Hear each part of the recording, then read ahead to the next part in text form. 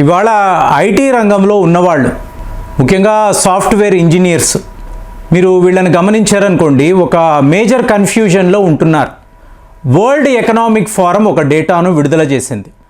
అందులో వీళ్ళు ఏం మాట్లాడుతున్నారు అంటే, త్వరలోనే 92 మిలియన్ ఉద్యోగాలు అనేవి మీకు డిస్ప్లేస్ అవుతాయి. At the same time 170 million ఉద్యోగాలు అనేవి క్రియేట్ అవ్వచ్చు.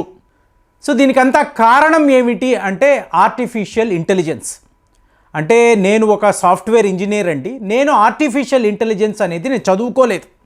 అంటే మనము చాట్ జీపీటీ అంటున్నాము, జెమినీ, కో పైలట్ లాంటి ఈ విషయాల గురించి మాట్లాడుతున్నాం కదా. మరి నాకు తెలియదు, కానీ ఇవాళ వరకు నేను ఒక సాఫ్ట్వేర్ ఇంజనీర్గా ఉన్నాను. రేపు సడన్గా ఆర్టిఫిషియల్ ఇంటెలిజెన్స్ యొక్క ప్రభావము నా కంపెనీ మీద పడింది, నా ఇండస్ట్రీ మీద పడింది, సడన్గా నాకు ఉద్యోగము లేదు అని అన్నారు అనుకోండి, నా పరిస్థితి ఏంటి? ఇలా జరుగుతుందా అంటే వీళ్ళు చెప్తున్నారు కదా, 92 మిలియన్ జాబ్స్ డిస్ప్లేస్ అవుతాయి. అంటే జాబ్ క్రియేషన్, జాబ్ డిస్ట్రక్షన్ అని చెప్పి మాట్లాడుతున్నారు. మరి 190 మిలియన్ జాబ్స్ క్రియేట్ అవుతాయి అంటే ఆర్టిఫిషియల్ ఇంటెలిజెన్స్ వల్ల మీ ఎవరికి కూడా ప్రమాదం లేదు. సో ఇది చాలా చాలా మంచి డెవలప్మెంట్. మీరు యాజ్ ఇట్ ఈస్గా ఐటీ రంగంలో ఉండండి, సాఫ్ట్వేర్లో ఉండండి, హార్డ్వేర్లో ఉండండి అని చెప్పి ఒక భ్రమ కలిగించడానికంటే. ఇది ఎందుకు ఇలా చెప్తున్నానంటే మీరు ప్రాక్టికల్గా చూడొచ్చు. ఇప్పుడు మీడియా రంగంలో ఇది క్లియర్గా కనిపిస్తుంది. ఆ రోజుల్లో మేము స్టూడియోస్లో వర్క్ చేస్తున్నప్పుడు 537 అని చెప్పి కెమెరా ఉండేదండి. తరువాత దాని లేటెస్ట్ వెర్షన్ 637 అన్నారు. ఒక ప్రముఖ స్టూడియో వాళ్ళు ఏకంగా 637 కెమెరాస్, ఒక 100 కెమెరాస్ కొన్నారు. ఒక్కొక్క కెమెరా 8 లక్షలు ఆ రోజుల్లో. అంటే 100 కెమెరాలు అంటే 8 కోట్ల రూపాయలు వాళ్ళు ఖర్చు పెట్టి మీకు 637 అనబడే కెమెరాస్ కొన్నారు. మీకు తెలుసో తెలియదో వీళ్ళు కొని ఈ కెమెరాస్ను వాళ్ళ గొడౌన్స్లో తీసుకొచ్చి పెట్టారు. వితిన్ 3 months టోటల్గా డిజిటల్ కెమెరాస్ వచ్చేసాయండి. ఎక్కడ చూసినా కూడా ప్రపంచ స్థాయిలో అందరూ కూడా వీడియో రికార్డింగ్ అన్నా, ఫోటోలైనా డిజిటల్ కెమెరాలే వాడడం మొదలుపెట్టారు. దాంతో ఈ టేపులు వాడే 637 కెమెరాస్, 537 కెమెరాస్ మీకు హిస్టరీలో మిగిలిపోయింది. ఎవరు కూడా వాడడం మానేశారు. సో దాంతో ఈ 637 కెమెరాస్ కొన్న ఈ సంస్థ ఇవాళ కూడా వాళ్ళ గోడౌన్స్లో కెమెరాలు అలాగే ఉంటాయి. ఎందుకంటే ఎవరు కొనుక్కోరు. ఒకవేళ మీరు చవక ధర అన్నా కూడా దాన్ని మీరు వాడలేరు. సో మీడియాలో ఇది క్లియర్గా మీరు చూడొచ్చు. అలాగే ఫిలిం ఇండస్ట్రీ అన్నారనుకోండి, ఒకప్పుడు నాకు తెలిసి చెన్నైలో ప్రసాద్ ల్యాబ్స్, ఇవాళ కూడా మీకు చాలా చాలా రెప్యూటెడ్ కంపెనీ. మీకు సత్యజిత్ రే లాంటి దర్శకులు పొలోమంటూ చెన్నై వచ్చి అక్కడ వాళ్ళ ఫిలిం ప్రాసెసింగ్ ఈ పనిని చేసుకునేవాళ్ళు, తరువాత గ్రేడింగ్, ఫిలిం యొక్క క్వాలిటీ ఇదంతా చెక్ చేసుకునేవాళ్ళు. ఎక్కడ? కల్కట్టా నుంచి చెన్నై దాకా వచ్చేవాళ్ళు. తర్వాత ఏమైంది? ఈ కోడాక్ ఫిలిం అనే దాన్ని వాడడం మానేశారు. సో మీ అందరికీ తెలుసు, అప్పట్లో కోడాక్ ఉంటే మీకు చాలా గొప్ప, ఈ అద్భుతమైన క్వాలిటీ ఉండే ఒక ఫిలిం. ఇవాళ ఎవరైనా కోడాక్ ఫిలిం అనేది వాడుతున్నారా? లేదు. దానికి సంబంధించిన కెమెరాలు ఉన్నాయా? లేవు. మీకు అక్కడ ల్యాబ్ ప్రాసెసింగ్ లేదు, గ్రేడింగ్ లేదు, సర్వము మీకు క్లోజ్ అయిపోయింది. అంటే టెక్నాలజీ పెరుగుతున్న కొద్దీ మ్యాన్ పవర్ అనేది పోతుందండి. ఇది నిజం. అంటే మీకు అప్పట్లో ఈ ఫిలిం ఉన్నప్పుడు ఎడిటింగ్ చేసేవాళ్ళు చాలామంది ఉన్నారు. ఇవాళ మీరు ఈ ల్యాబ్స్కి వెళ్ళారనుకోండి, వాళ్ళు బయట గార్డెన్స్లో కూర్చొని, అంటే వేరే ఎక్కడికి వెళ్ళాలో తెలియదండి, వాళ్లకు తెలిసిన వృత్తి ఇదే. కాబట్టి వాళ్ళు రోజు అక్కడికి వస్తారు, ఆ గార్డెన్స్లో కూర్చుంటారు, సాయంత్రం వరకు కబుర్లు చెప్పేసి మళ్ళీ ఇళ్ళకి వెళ్ళిపోతారు. మరి అక్కడ ఇంటి పరిస్థితి అంటారా? చాలా చాలా దారుణంగా ఉంటుంది. ఎందుకంటే వీళ్లకు వేరే ఉద్యోగమే తెలియదు. మోరోవర్ ఈ ఎడిటింగ్ అన్నా, ఈ ల్యాబ్ వర్క్ అన్నా వీళ్ళు నిష్ణాతులుగా ఉంటారు, ఎక్స్పర్ట్స్ అండి. అందరూ చేయలేరు. ఇవాళ కెమెరా ఉంటే ప్రతి ఒక్క వ్యక్తి కూడా తనను ఒక ఫిలిం మేకర్గా అనుకొని ఏవేవో తీస్తూ ఉంటారు. ఎక్కడ పడితే అక్కడ యూట్యూబ్లో ఫిలిమ్స్, షార్ట్ ఫిలిమ్స్ ఇవి తీస్తూనే ఉంటారు. కానీ ఫిలిం మేకింగ్ అనేది చాలా చాలా కష్టతరమైన ఒక పని. ఇవాళ దానికి వాల్యూ లేదు. అలాంటిది ఇంత ఎక్స్పర్ట్స్ ఇవాళ పని పాట లేకుండా ఆ గార్డెన్స్లో కూర్చొని తిరిగి వెళ్ళిపోతున్నారు. అంటే అక్కడ మరి ఎవరు ఈ పనిని ఆక్యుపై చేశారు? డిజిటల్ ఇంటర్మీడియట్, గ్రాఫిక్స్, టోటల్గా యానిమేషన్. సో ఈ రంగము అంటే కొంతమంది ఇదే మీకు గ్రేడింగ్లో ఉన్నవాళ్ళు ఇవాళ డిఐలో ఉంటున్నారు. ఎలా ఉంటున్నారు? వాళ్ళు బాగా చదువుకోవాలి, దీని మీద పరిజ్ఞానం ఉండాలి. ఒక ఫోటోషాపో యానిమేషనో దీని మీద పరిజ్ఞానం ఉన్నవాళ్ళు డిజిటల్ ఇంటర్మీడియట్లోకి వెళుతున్నారు.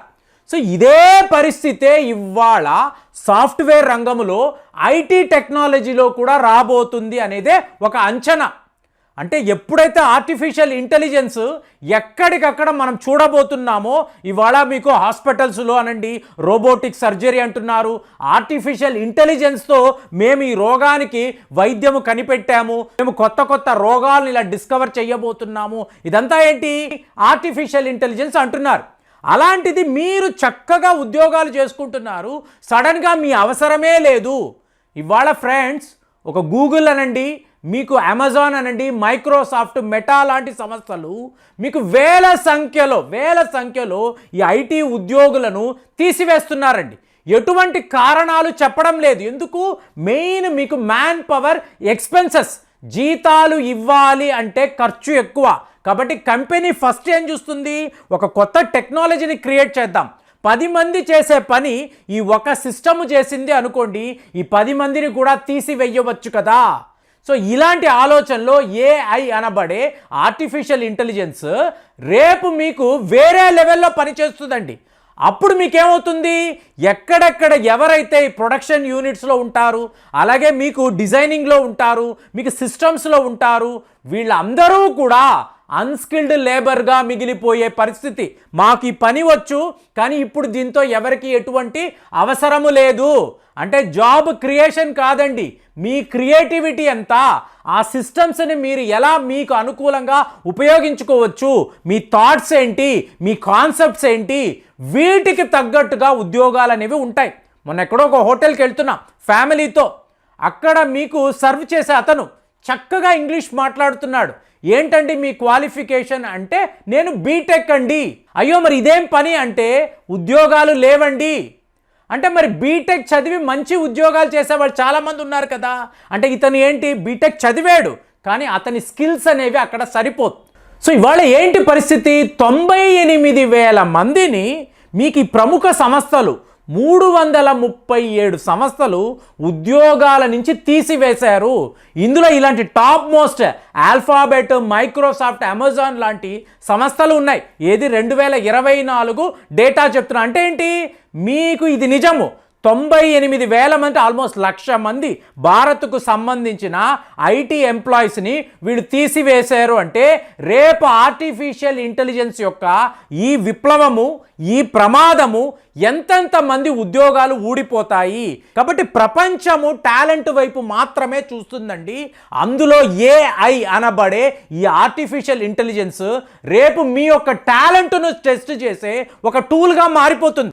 అంటే ఇంటర్వ్యూలోనే మీకు ఏఐ మిమ్మల్ని ఎలా స్టడీ చేస్తుంది, మీ యొక్క స్కిల్స్ ఏంటి, మీ యొక్క ఐక్యూ లెవెల్స్ ఏంటి, మీ నాలెడ్జ్ ఏంటి, దీనినంతా ఆర్టిఫిషియల్ ఇంటెలిజెన్సే స్టడీ చేసి మీకు ఉద్యోగం ఉందా లేదా అంటే జాబ్ క్రియేషన్, జాబ్ డిస్ట్రక్షన్ ఇవాళ అందరూ మాట్లాడే విషయము. కాబట్టి మీ యొక్క స్కిల్స్ ఎంత, సాఫ్ట్వేర్ ఇంజనీర్గా ప్రస్తుతం మీరు ఏం చేస్తున్నారు, ఐటీ రంగం యొక్క తీరుతెన్నులు ఎలా ఉన్నాయి, ఈ ప్రముఖ కంపెనీలు అందరూ ఏం ఆలోచిస్తున్నారు, దీని మీద క్షుణ్ణమైన అవగాహన మీకుంటే దయచేసి మీ అభిప్రాయాలు రాయండి. ఎందుకంటే దీని మీదే భారత్ యొక్క భవిష్యత్ అంతా కూడా ఆధారపడి ఉంది. అది అమెరికా అనండి, యూరోప్ అనండి, ఇండియా అనండి, మీకు ఐటీ రంగము అనేది చాలా చాలా కీలకమైనది. మరి ఈ రంగంలో పెను మార్పులు రాబోతున్నాయి. మీకు వేల సంఖ్యలో ఉద్యోగాలు పోతాయంటున్నారు. అలాగే జాబ్ క్రియేషన్ కూడా ఉంటుంది. Man power is very important అంటున్నారు. వీళ్ళు ఏ మ్యాన్ పవర్ గురించి మాట్లాడుతున్నారు, ఏ టాలెంట్ గురించి వీళ్ళు మాట్లాడుతున్నారు, మీకు అవగాహన ఉందా? దయచేసి కామెంట్స్లో దీనికి సంబంధించి మీ అభిప్రాయాలు రాయండి. మళ్ళీ వచ్చే వీడియోలో కలుద్దాం. జై హింద్.